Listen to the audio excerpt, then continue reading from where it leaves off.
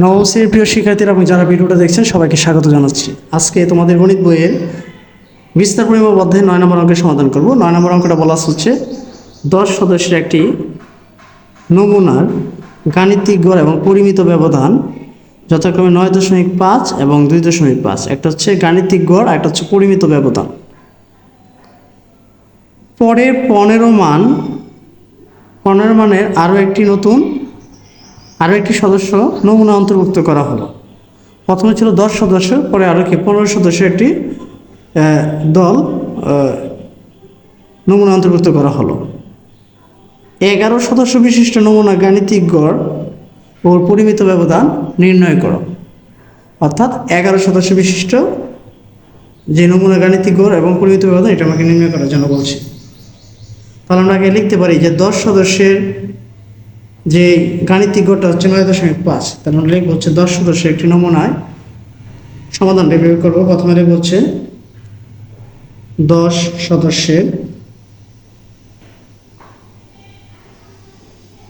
সদস্যের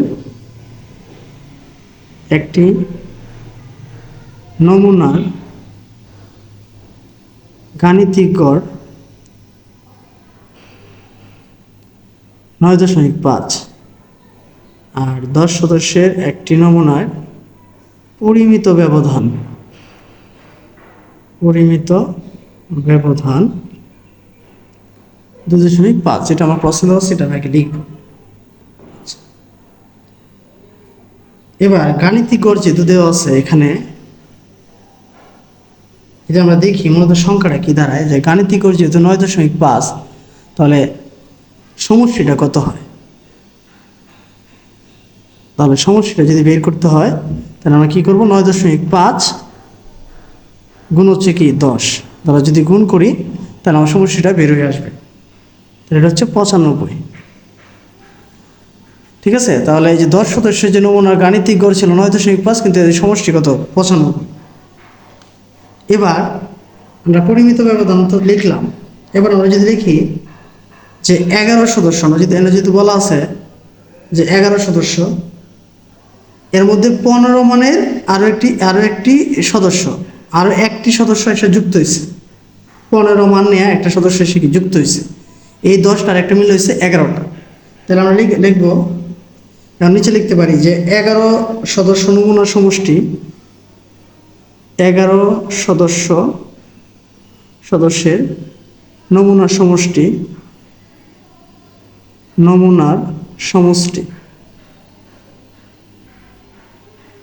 ঠিক আছে। আগে ছিল হচ্ছে 95 প্লাস আর এখন হচ্ছে 15। তাহলে 95 আর 15 যোগ করলে হয়ে যাবে কত? 110। এটা হচ্ছে 11 সদস্যের নমুনার সমষ্টি। এখন যদি আমরা এই কাজ করি যে 11 সদস্যের নমুনার গড়, তাহলে কি করব, 110কে আমরা কত দ্বারা ভাগ করবো? সংখ্যা হচ্ছে 11 জন, আগে ছিল 10 জন, এখন আরও 1 সদস্য এসে যুক্ত হয়েছে। তাহলে এটা দ্বারা যদি আমরা এটাকে ভাগ করি তাহলে হয়ে গেছে 10। তাহলে 11 সদস্যের গাণিতিক গড় হচ্ছে কি 10। এবার আমরা লিখতে পারি হচ্ছে যে 10 সদস্যের পরিমিত ব্যবধান, যেটাকে বলা হয় সিগমা। তাহলে আমরা এখানে লিখি যে 10 সদস্যের পরিমিত ব্যবধান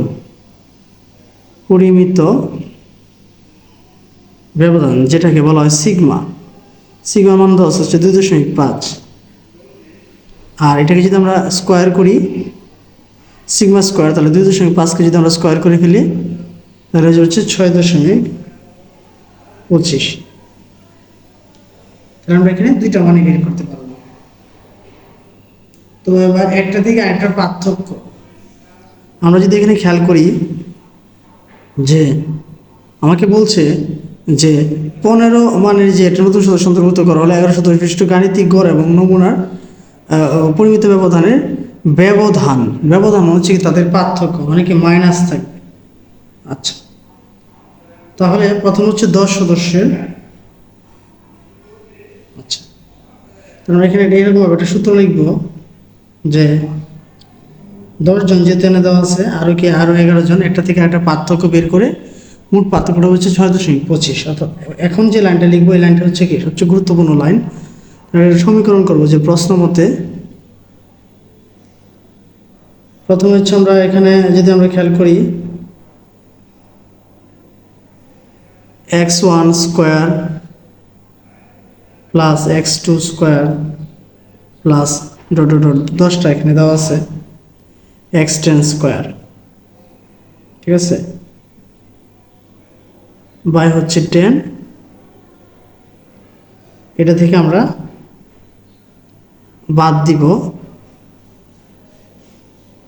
10/95। 95 কোথেকে আসলো? এই যে 95 হচ্ছে প্রথমে যে 10টি সংখ্যার নমুনা করে সমষ্টি, এটা আমরা লিখলাম। এটা এই দুইটার পার্থক্য সমান সমান হচ্ছে 6.25। তো এটাকে আমরা ভেঙে এইভাবে লিখতে পারি যে বা 10/1 আর এইভাবে আমরা প্রত্যেকটা মান যদি এভাবে লিখে যাই যে x1 square plus x2 square plus dot dot dot dot এইভাবে যদি আমরা যাই লাস্ট x10 স্কোয়ার, আর মাইনাস এখানে যদি আমরা ভাগ করি 9.5 স্কোয়ার 6.25। তো পরবর্তী লাইনে আমরা যে কাজটা করতে পারি, এখানে একটা মাইনাস আছে, এটা ওই দিকে নিয়ে যাব। তাহলে আমরা লিখতে পারি 1/10। আমরা এখানে 10টি পরিমিত ব্যবধান যেটা আছে 10টি পরিমিত ব্যবধানের মতো কাজ করতেছি। 6.25 প্লাস হচ্ছে 9.5 স্কোয়ার, অর্থাৎ বর্গ করে যে মানটা হবে এটা লিখতে হবে। তাহলে আমরা একবারে পরবর্তী লাইনে এইভাবে লিখি যে x1 square x2 square plus dot dot dot x10 square. এখানে 10 এটার সাথে হচ্ছে এর সাথে আমরা আর গুণ করে দিব। তাহলে এখানে দেখি যে 9.5 ইন্টু 9.5 যদি আমরা দিই তাহলে মান আসবে হচ্ছে 90.25, যোগ করে দিব হচ্ছে 6.25, যোগ করলে হচ্ছে 96.5।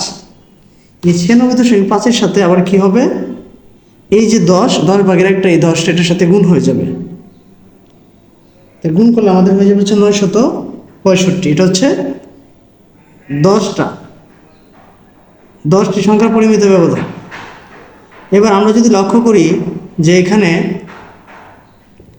যে 11তম মানের মধ্যে বলছে যে 11 মানের আরও একটি 15 মানের আরও একটি সদস্য নমুনা অন্তর্ভুক্ত করা হলো।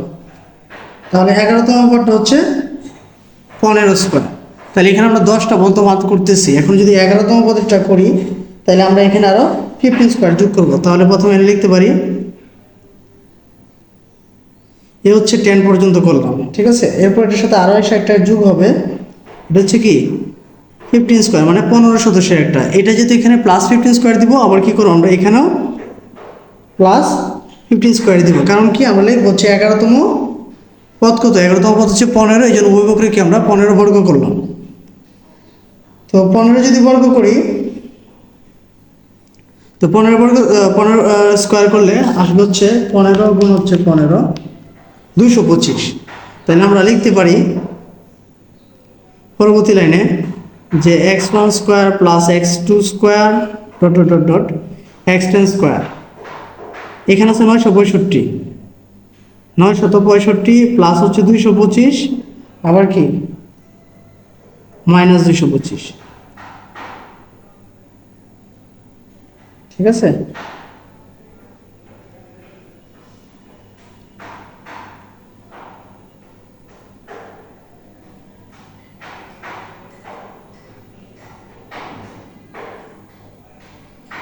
আচ্ছা 225, তাহলে আমরা যদি দেখি যে 225 মান কত আছে 965 প্লাস হচ্ছে 225 যোগ দিবস হচ্ছে 1190, ঠিক আছে। এখানে যোগ দিলে আসা হচ্ছে 1190। আর আমরা এখানে বের করছিলাম 11টি সংখ্যা নমুনা সমষ্টি হচ্ছে 110। এই যে 11টি সংখ্যা নমুনা সমষ্টি হচ্ছে কত 110। এই সংখ্যা এখন লিখবো এখানে যে 11টি নমুনা সমষ্টি হচ্ছে 110। 11টি নমুনা সমষ্টি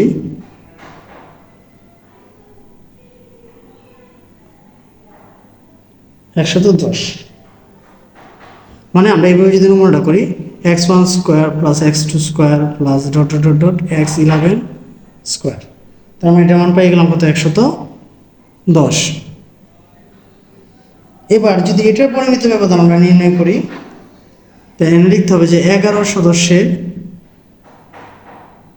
সদস্যের নমুনার পরিমিত ব্যবধান